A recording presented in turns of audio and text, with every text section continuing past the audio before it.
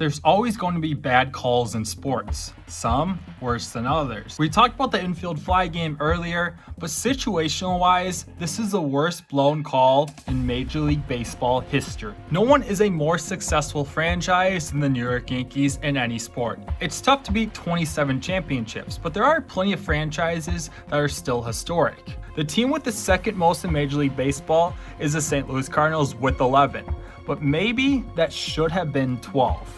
1969 would give us 4 new Major League teams, one being the Kansas City Royals. It would take them 7 years to reach their first postseason, and they'd make it 3 straight ALCS appearances, but would lose all 3 to the Yankees. It would only be 2 years later in 1980 that they would break through to the World Series, finally getting their revenge on the Yankees, sweeping them in the ALCS. Kansas City would lose to Pete Rose and World Series MVP Mike Smith in 6 games. Even in George Brett's lone MVP season, the Royals just couldn't get it done with his 203 OPS+. 1984, Kansas City would return back to the postseason, finishing first in the measly AL West with an 84-78 record. Rightfully so, they'd get swept by the 104-win Tigers in the ALCS. St. Louis, on the other hand, as I already mentioned, is one of the most historic franchises in sports, starting back in 1882. We of course won't go through all of their history, but they'd win the World Series in 1982, their first since 1967, then missed the playoffs in 83 and 84, setting themselves up for the 1985 season.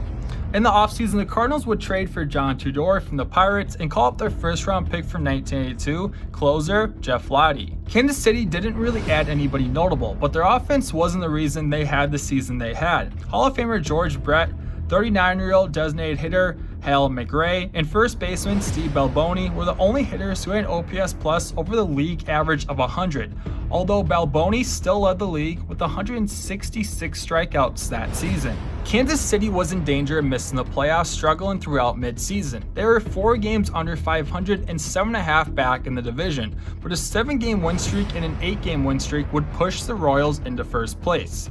The second to last series of the season was against the California Angels. With the Royals being down a half game behind them, this series would decide on who would win the division and get into the postseason. Kansas City would take 3 of 4 in the series, taking a 1-game lead in the division with 3 to play. The division was clinched in dramatic fashion. The Royals battle back from a 4-run deficit as Willie Wilson looked for a big hit in the bottom of the 10th. Line off the glove of the pitcher, base hit! The Royals have won it! It's over! And a mob scene on the field. The Royals are Western Division champions again! And although the playoffs in the 2022 MLB season is just finishing up, that doesn't mean you still can't go to SeatGeek and find tickets to football, basketball, hockey, or nearly anything that requires a ticket. And when you do, use code GROUPPACK and yourselves $20 off your purchase. They'd play Toronto in the ALCS. The ALCS, which was now a best of 7 games instead of 5. This would be the first year of that expansion. Quickly, the Royals would go down 0-2 in the series. Royals would also go down 5-2 in Game 3, but came back and tied the game, then took the lead in the bottom of the 8th to avoid a 0-3 series hole. Kansas City would find themselves 3 outs away from a series tie. A Game 5 win would still force them to win 2 elimination games in Toronto. The Cardinals, on the other hand, did it a little easier. On June 29th, they took over first place in the NL East, and they never looked back, being in first or tied for first until the end of the season. Willie McGee won the MVP for the Cardinals that year, and don't get me wrong, he did have a great year, but Pedro Guerrero definitely got robbed. Even Dwight Gooden put up a 13.3 B-WAR, but only bat average mattered back then. Just like the Royals, the Cardinals would fall into an 0-2 series hole in the NLCS. They take the next 3, Game 5 ended in an Ozzie Smith walk-off. And in Game 6, the Dodgers would take a 4-1 lead and a 5-4 lead, needing just one more out to send it to Game 7.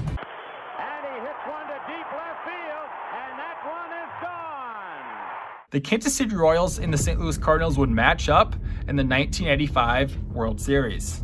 We won't spend a lot of time on games 1 through 5, but in Game 2, the Cardinals got a huge 9th inning hit to take a 2-0 series lead.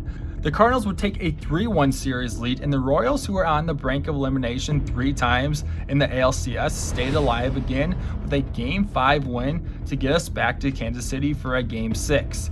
a Game 6 that will always be known as the call. Danny Cox would start for the Cardinals. He had a great start versus the Dodgers in the NLCS and went 7 in Game 2, giving up only 2 earned runs. On the mound for the Cardinals would be Charlie Lee Brandt. He struggled in the ALCS, giving up 9 earned runs in 15 innings, and although went 8 scoreless in Game 2, would blow the game in the 9th.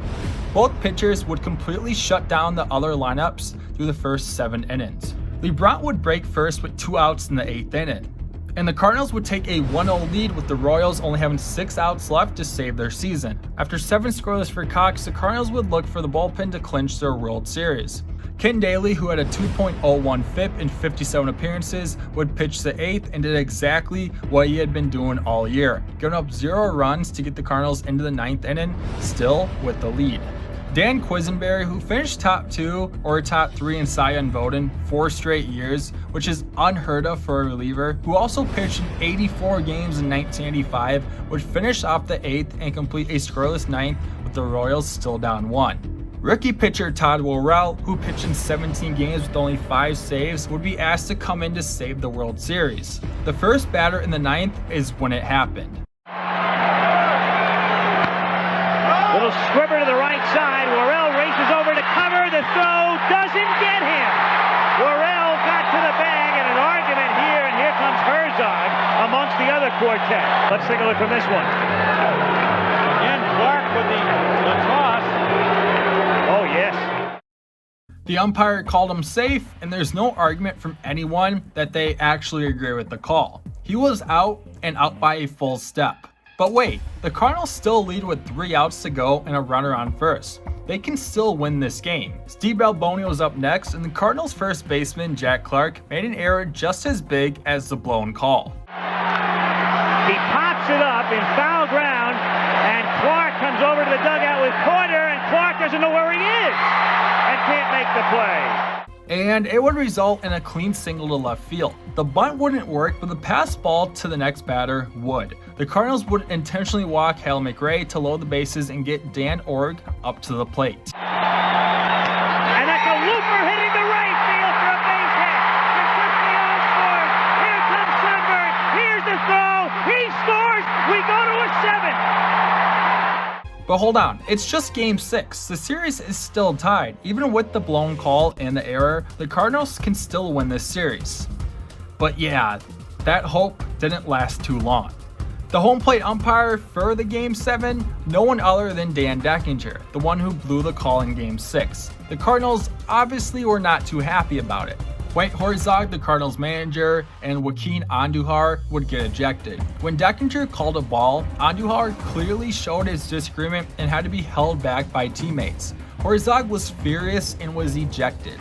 And a pitch later, Andujar was ejected for arguing another pitch which was off the plate. Andujar charged Denkinger, bumping the umpire before being yet again held back by teammates. He was so furious after being ejected that he demolished a toilet and sink in the clubhouse with the bat. As a result of this and how he acted towards Denkinger, Andujar was fined $500, the maximum amount at that time, and was also suspended for the first 10 games of the next season. Unfortunately for Denkinger, he received many hateful letters, including death threats from Cardinal fans. His home address and phone number were revealed, and he even received one letter with no return address, in which the writer said that if he sees Denkinger in person, he would blow him away with a .357 Magnum. But much like Steve Bartman in Chicago, Denkinger has been forgiven in St. Louis, appearing multiple times at shows, even signing autographs of him blowing the call. He even keeps a picture of it to remind himself that no one is perfect. But was it even Denkinger's fault that the Cardinals lost the 1985 World Series? St. Louis had a 2-0 series lead. Ryan Clark let a ball drop because he didn't know where he was on the field. And after getting a big out on an attempted sac bunt, catcher Darrell Porter let a ball get by him to let the winning run get in scoring position. Then they pretty much gave up in Game 7. ESPN even released an episode explaining why Dan Denkinger doesn't deserve the blame he got for the Cardinals losing the 1985 World Series. But the good news for Jack Clark is that another first baseman in the next year's World Series would make an even bigger error. Little roller up along first, behind the bag, it gets through Buckner, here comes Knight and the Mets win it! If one picture is worth 1,000 words, you have seen about 1,000,000 words. But more than that, you have seen an absolutely bizarre finish to Game 6 of the 1986 World Series. The Mets are not only alive, they are well, and they will play the Red Sox in Game 7 tomorrow.